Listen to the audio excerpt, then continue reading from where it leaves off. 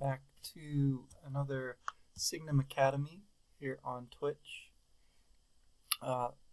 This is the fall of Philip Pullman, and I've put together a little more of the materials that I've been gathering to share with you guys. My name's Wesley, and I wanted to start kind of just as a review from last time we talked, looking at the kind of ownership of fairy tales and what they are. As mentioned, Philip Pullman's best known for his dark materials, and this image here shows us a little bit of what's going on in that story. Talking polar bears, hot air balloons, northern lights, and all that good stuff. Here's Philip Pullman in his more avuncular, his more charming persona. He's a very important storyteller in my life growing up. I don't know if there's anybody I've read more carefully and with greater delight. I've never read his fairy tales before, and again, I call them his fairy tales, but they're really not. They're the Brothers Grimm. It's a translation, a process of choosing and selecting that he's responsible for, but not coming up with the stories. And if we get right down to it, the Brothers Grimm aren't responsible for coming up with the stories either, really. They're also picking them out, choosing them, putting them into a text form, like a written form, and presenting them. These stories are essentially universal. There's some version of the story of Red Riding Hood or Cinderella, Sleeping Beauty, in many, many cultures. It's almost like these stories have no author. They are within everyone, and it's hard to say where they come from. There's the kind of iconic images that come to mind. The dark woods, the empty castle, the Sleeping Beauty, right? All of this sort of thing. The tales, of course, include other less well-known stories as well, weirder ones, stranger ones, spookier ones. This image in particular I really like. Again, it seems to be about little brother and little sister, one of the first stories in this collection, one that isn't as well-known now, but it's really cool. Part of what I like about the image, though, is that it suggests to me, just possibly, one of the seeds, the starting points for Philip Pullman's idea of the demon, right? The idea that every person has a part of their soul that is visible, that talks to them, that takes the form of an animal. It's called a demon, but it really is more like a guardian angel. I think it's a playful way of looking at that concept, and that's all kind of here in this classic image from one of the, I don't know if this was the first edition or maybe a later revision. It's in German, of course, and these stories are called Children and House Tales, Kinder und Hausmärchen in German. So that's pretty cool. So yeah, I don't know how much to say that this or that author really came up with this idea, or whether, again, this is an idea that is really essential. It's part of everybody, that we think about ourselves as having an animal nature, right? And maybe that animal changes. Sometimes it's a sleeping little deer. Sometimes it's a flying bird, a roaring lion, right? Whatever it might be. This I think, is just one way to talk about emotions, feelings, um, fears, and that's really what fairy tales are all about, right? Um, Having a fairy godmother grant your wishes, having an evil stepmother try to keep you from your inheritance, right? What's yours, what should be yours. So, just kind of gave a little overview last time. I wasn't done reading the book, and it's totally okay if you haven't read it all yet either.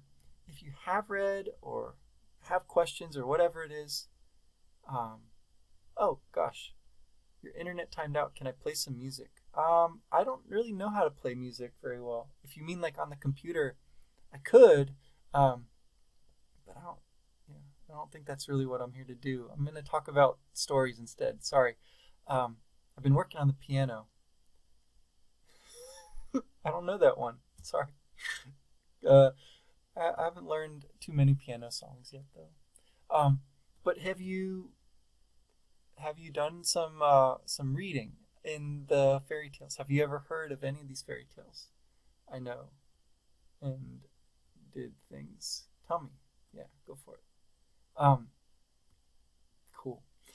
Well, anyway, we looked also ahead. So we're going to talk about a few specific fairy tales this time.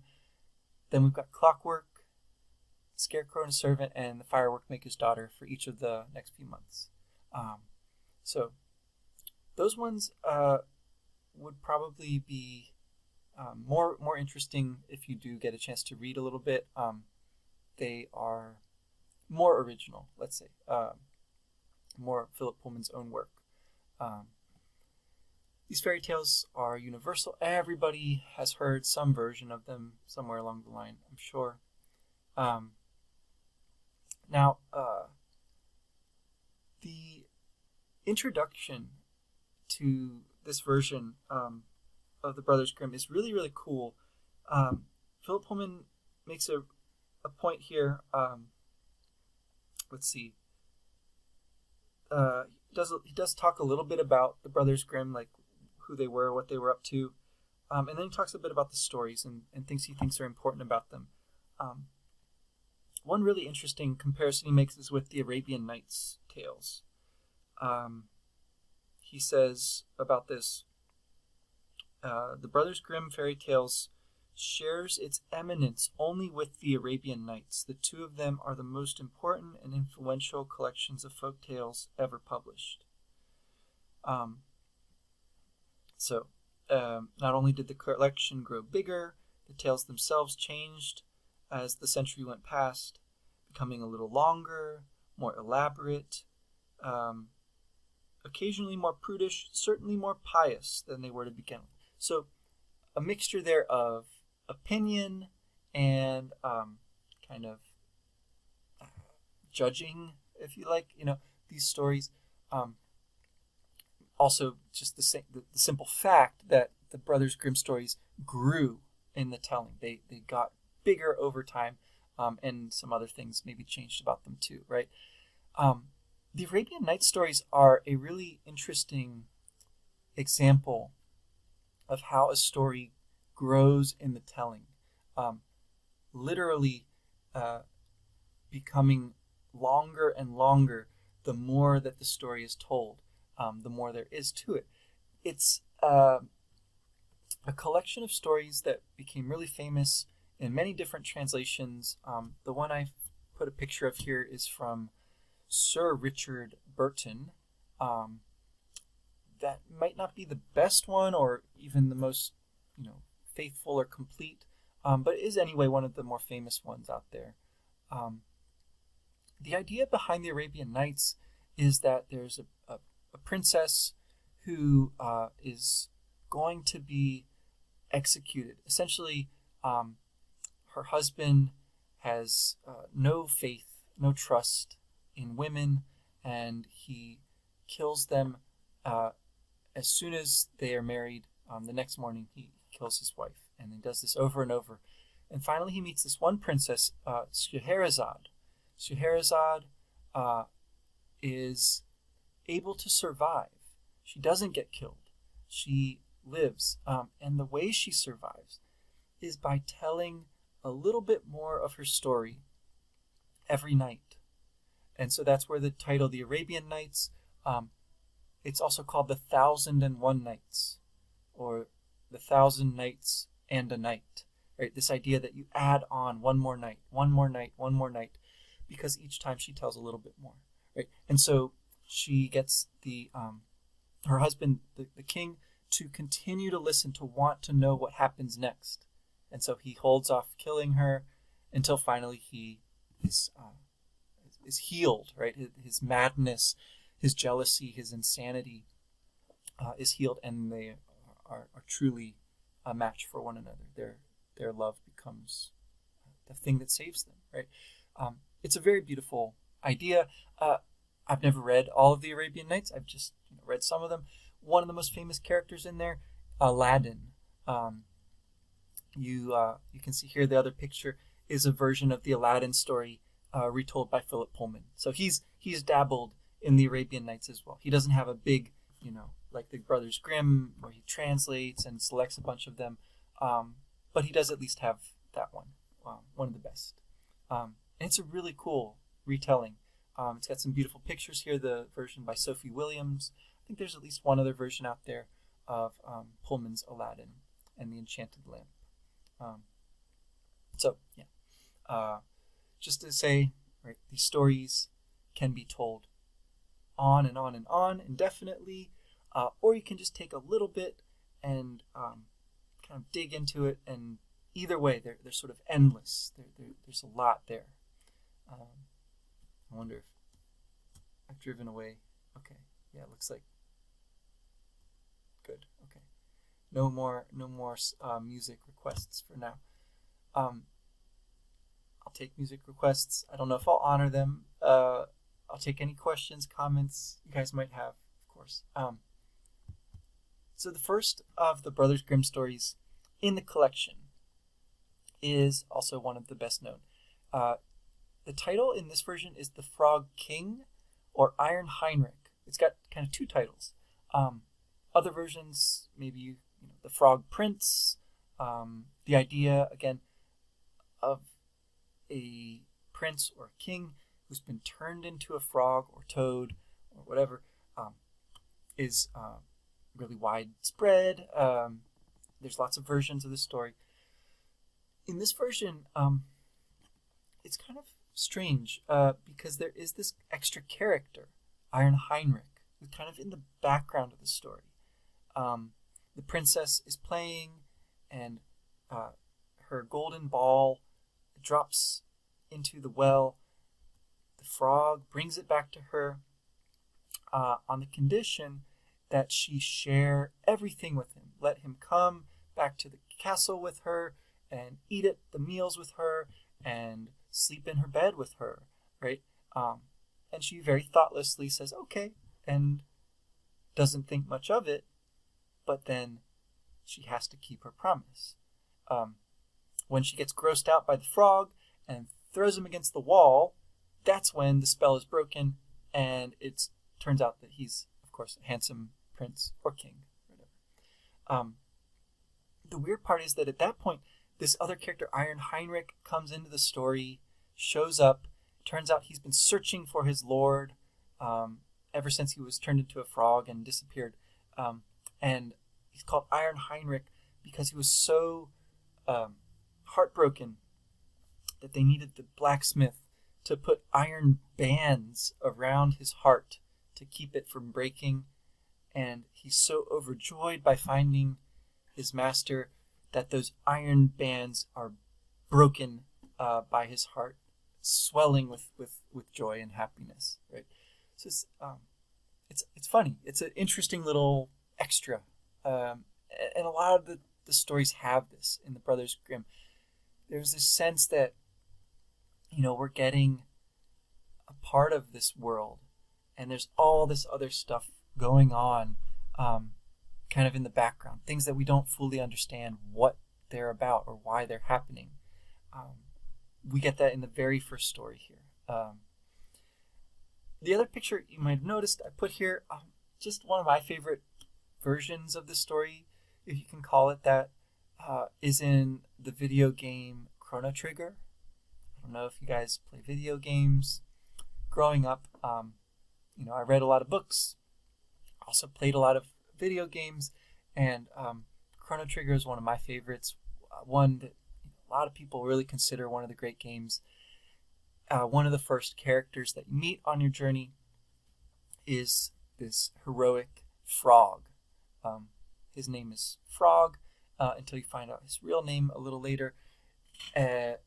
He is the greatest swordsman and the greatest hero of his age. But he's had this spell.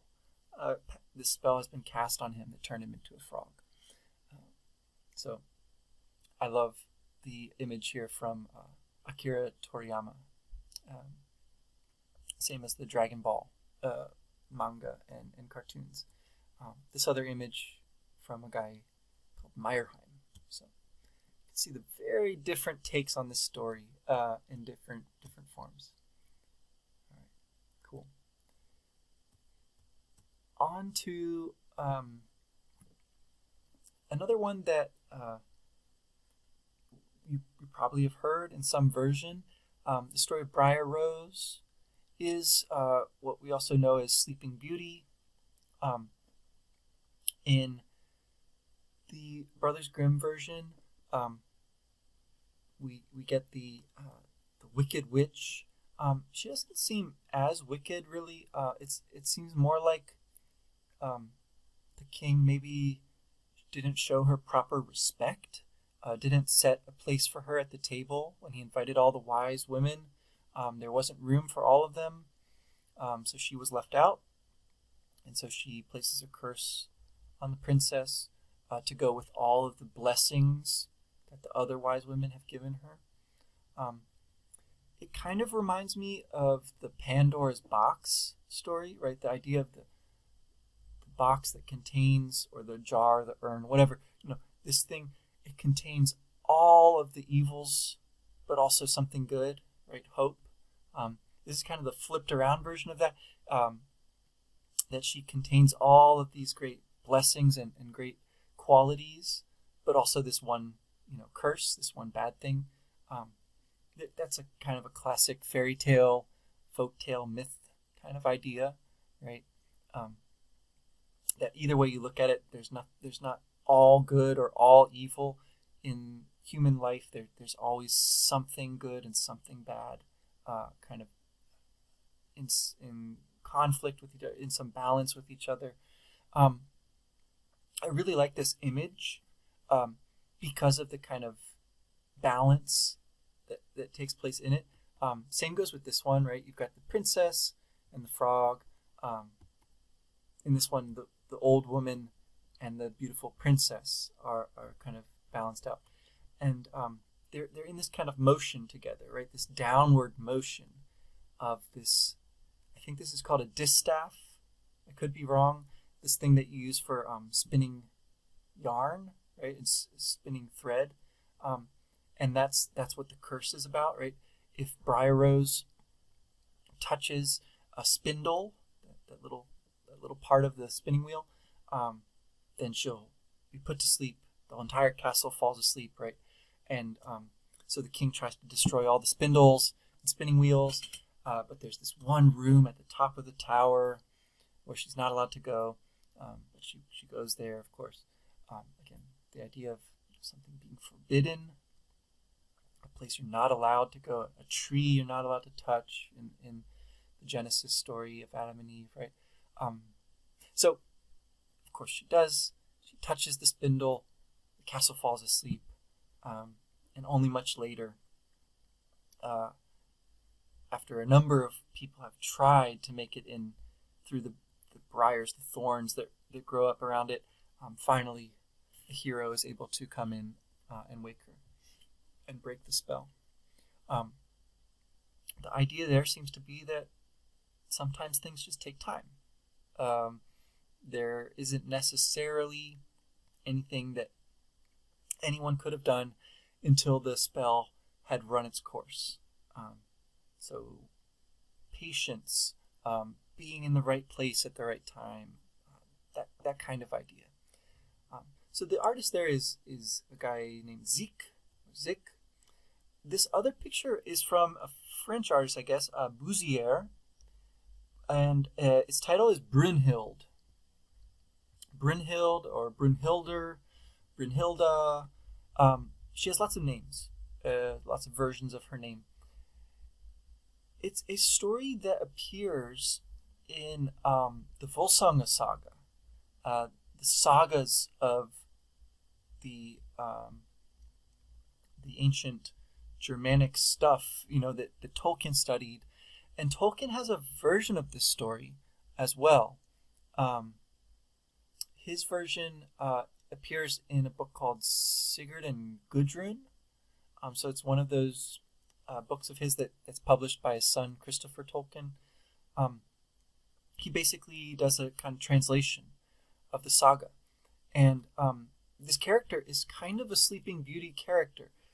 She's in a magic castle in an enchanted fire. Instead of thorns surrounding the castle, it's a fiery wall around the entire thing, and you can kind of see that, not just in her hair, but like up in the background here.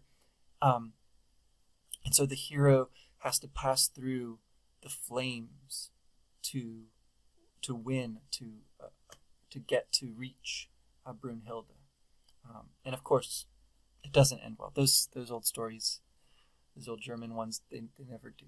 But I thought that was kind of an interesting connection. So if you haven't seen Sigurd and Gudrun, interested in that, Tolkien has a version of the story, but there's lots of operas, movie versions, and things too.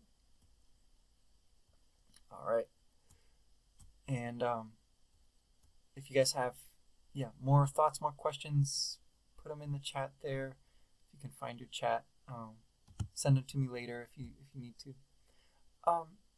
Okay, so at the end of each of these stories, after he tells the story in his version, Pullman has little comments that he gives too. And so sometimes he'll point out, what type of story it is. If it's got other versions in other traditions, he'll mention those. He talks about the sources, so where the brothers Grimm got these stories from, like who told them, or if they took it from other sources and things. In the case of the Cinderella story, he points out that there's a number of interesting kind of famous versions of the story. So there's a version in French. It's more famously known by the subtitle Tales of Mother Goose. So the Mother Goose stories are a French version of these stories, and in that case you have the introduction of the glass slipper. Right? So the slipper that she leaves behind when she goes to the ball is made of glass. That's introduced there, and you get the idea of a godmother. So instead of a tree, there's other versions where it's other things. These birds, the tree that they're in the Brothers Grimm version. Perrault, the French, has this person, the fairy godmother, introduced there. There is also this mention that Pullman takes the idea of having different dresses of different colors each night. He takes that idea from a British version of the Cinderella story called Mossycoat. So Mossycoat, he says, to his mind, is the best Cinderella of all. And so out there among the books Philip Pullman has written is one called Mossycoat. So he's clearly studied this closely. There's a version in a book by Catherine Briggs, The Folk Tales of Britain. So if you're a fan of the Cinderella story, you like the glass slipper, but maybe could do without it, right? You like the idea of seeing multiple different, like multiple stages in her development with different dresses to go with them, right? That kind of stuff. If that sounds good, you probably will like Mossycoat. All right. It says this is a story to read or tell for just £1. So this is a British cover. I don't know if this one ever was released in the United States. It's a very British story apparently, but I think you can find it out there if you look. You can probably even find it for $1 or so these days on Amazon or on Internet Archive or any of those kind of places out there. So I think that the idea that these stories have different versions, it leads you to think about maybe like how you would tell the story, right? How you would take a classic fairy tale and make it your own and tell it in your own way.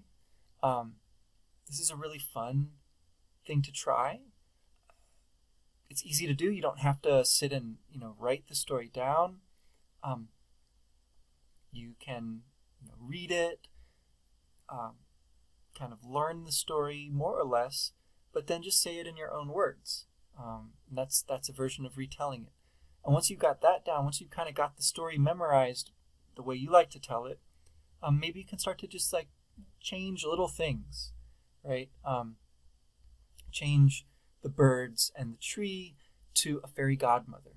Change the magic dresses to a glass slipper, right? Or whatever kind of changes you want to make to the story.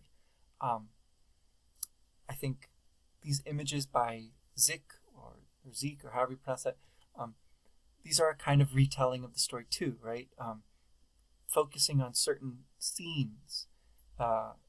If you like drawing, if you like making pictures and things, that's a great way to do it too.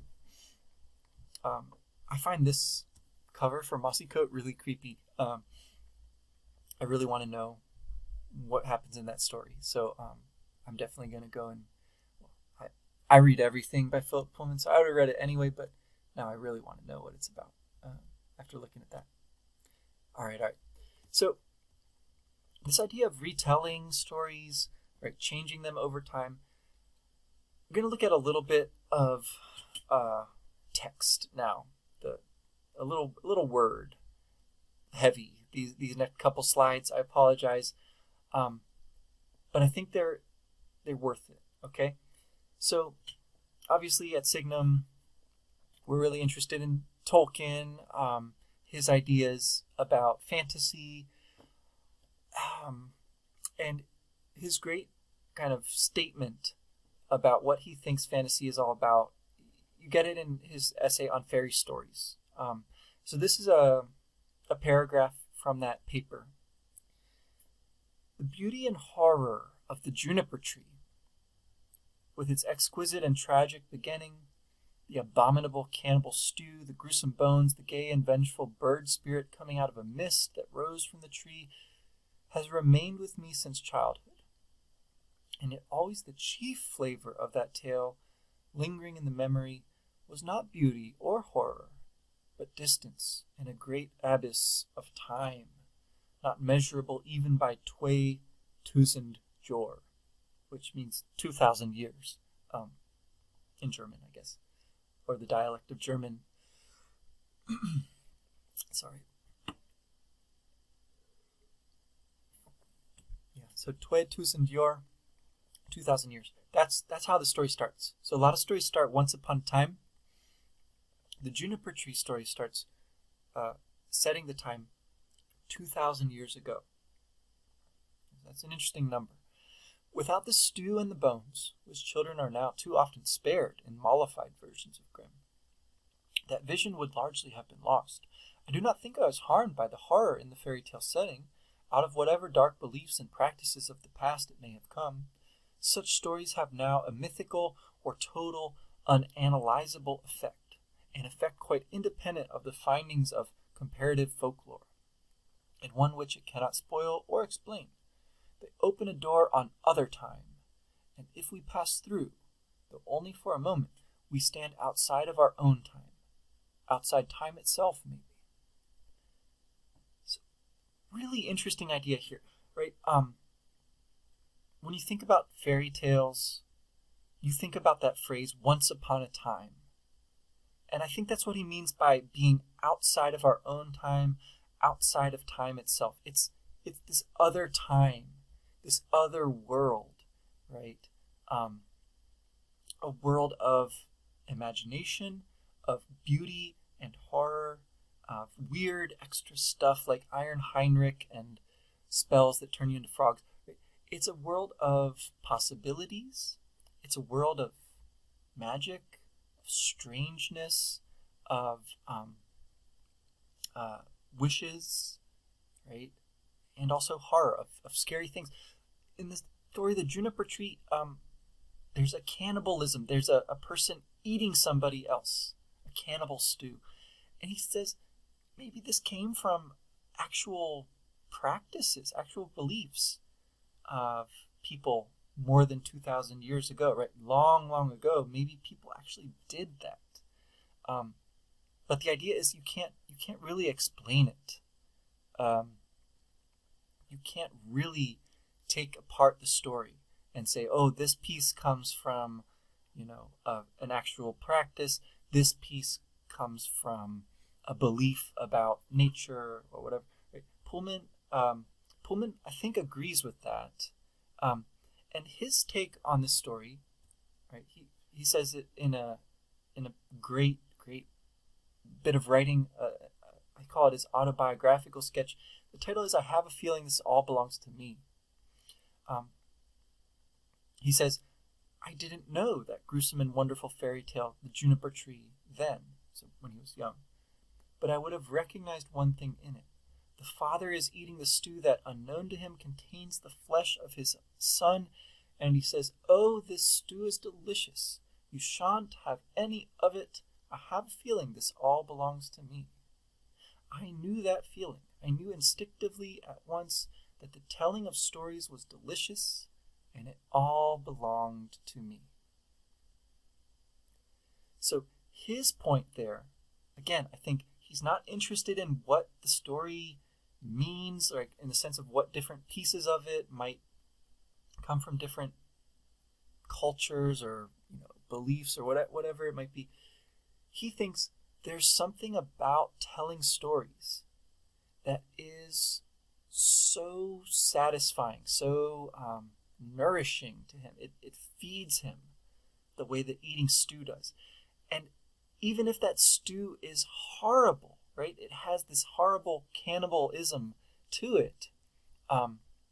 Pullman understands that in a very metaphorical way, right? The flesh of the son is in some sense the father's own childhood, or the father's, own possibilities for his life. Right? So eating that stew, in a way, it's horrible, but of course, in the fairy tale, the son is brought back to life in the end. All has a happy ending. It's okay. Right? These fairy tales have happy endings, and Tolkien also notices that and thinks that's really important. Right? The idea that eating this stew is like the process of telling stories. The stew belongs to you, right? It has this idea of possession, again, of who these stories belong to, who they come from. They are in some way universal, but in some way they're very personal for each individual. We can tell them our own way, and they have their own kind of impact for us that we can't fully explain. We can't, give that to anybody else except by telling the story, and then they'll take from it whatever effect it might have on them. So anyway, I'm really interested in the way that these two authors, right?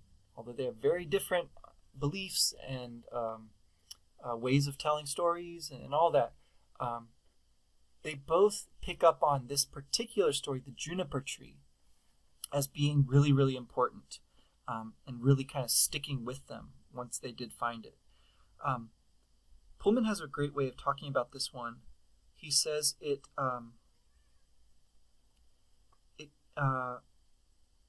really has a different kind of imagery from other stories.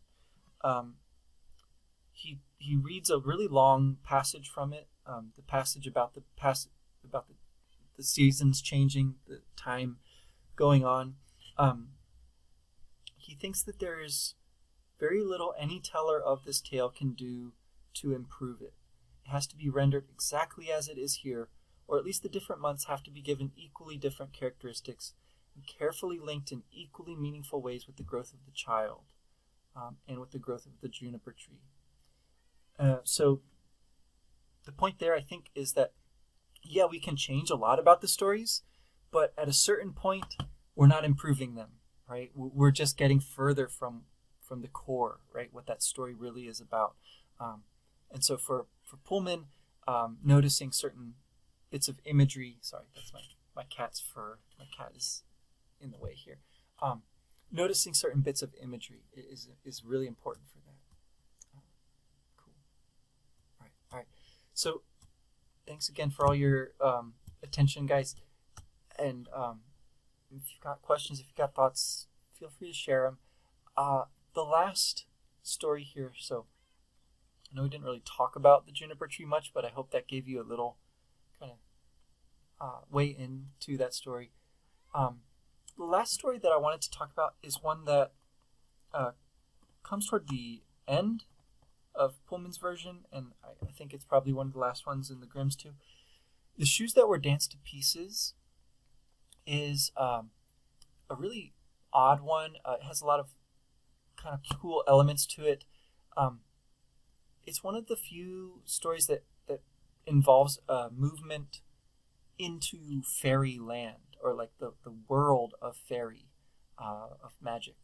And I find the way that it does this really interesting because it involves going underground, going down a stairway underneath the castle where the princesses live. So in this story, there's 12 princesses, and their father is very concerned because every morning their shoes have been danced to pieces. Their shoes have been destroyed by dancing, even though the princesses haven't left their room, as far as he knows.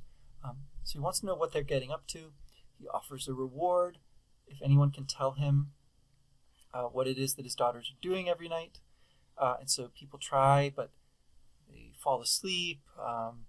They can't keep their end of the bargain until this old soldier comes along, and he's helped an old woman on his way to the castle, and the old woman gave him a cloak that will make him invisible. So we've got the invisibility thing going on, and she's told him a trick that if he wants to see what the princesses do, he had better not drink the wine that they offer him. And so they're going to offer him wine before bed. If he doesn't drink it, then he can stay awake and follow them. So the soldier puts a sponge under his neck and pretends to drink, but it soaks up all the wine. And he puts on his magic cloak. He follows the princesses. It turns out that they go down under the oldest princess's bed.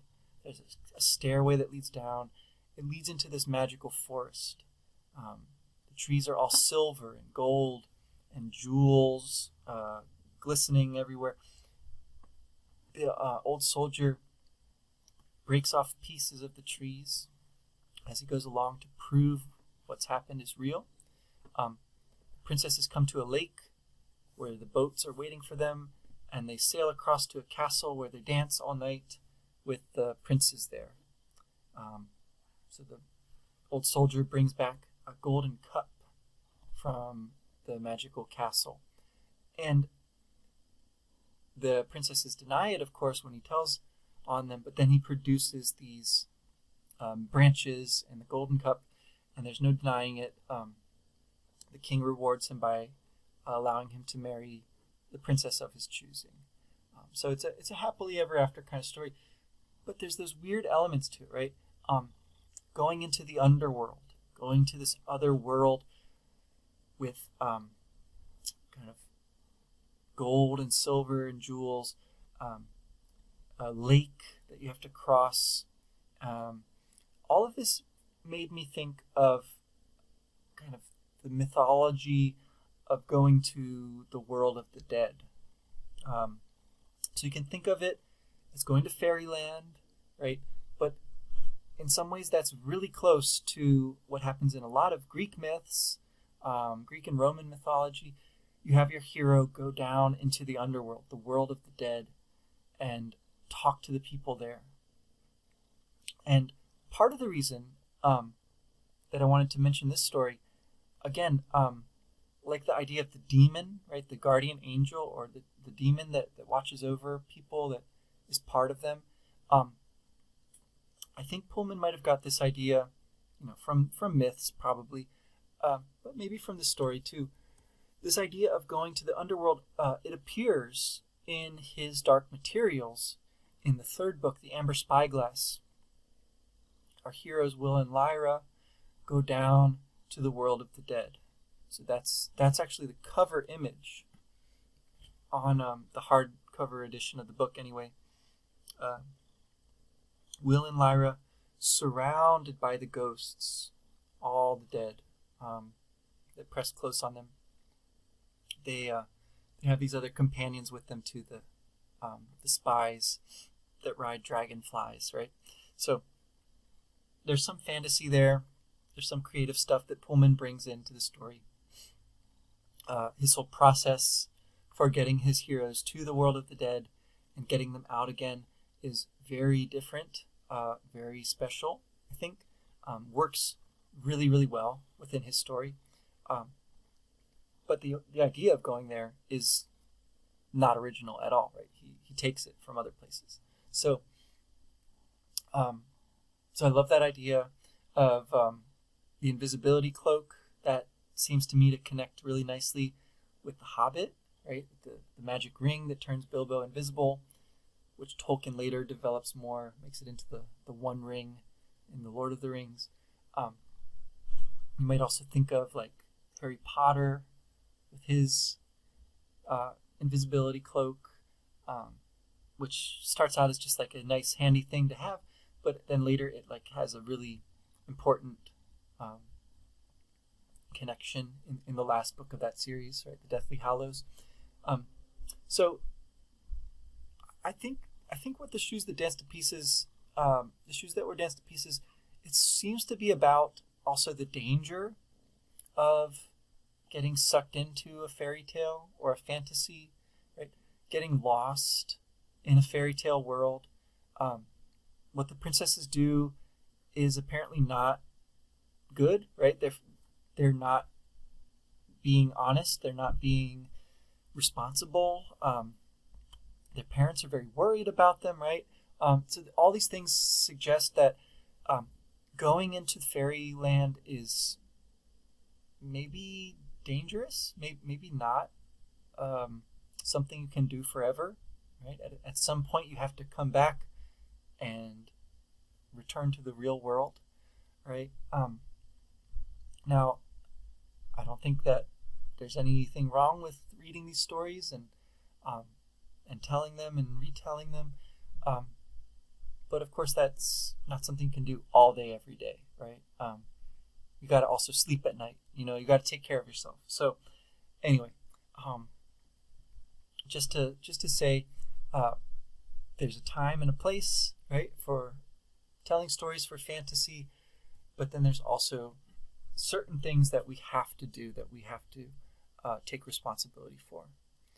And anyway, I'm glad you guys have chosen to spend a little of your time here with us at Signum Academy, looking at Philip Pullman and his retelling of the Brothers Grimm stories, looking at some of the comparisons to his other work and to Tolkien, things like Sigurd and Gudrun, right? lesser known Tolkien stuff. Fairy stories essay, really well known, really, really great. I highly recommend it. Again, every culture has its own versions of these stories. The Arabian Nights being a really important one. I've never read all of that, but I've read some, and I hope I get to read more. The next thing we're going to read, though, is going to be a little book called Clockwork. It's got a subtitle. Clockwork or All Wound Up is the full title of that one. So see if you can get a chance to read that for the first Monday in October. So in a couple weeks, we'll be back here, talk about Clockwork. If you're reading along with the Brothers Grimm, no rush on that. Even Philip Pullman's version, which leaves out a lot of them, is a really big book. So yeah, take your time, read a little bit each night if you like. It's a good way to do it. And let me know what you think. All right. Thanks again. I'm gonna let you all go, and I'll see you next time.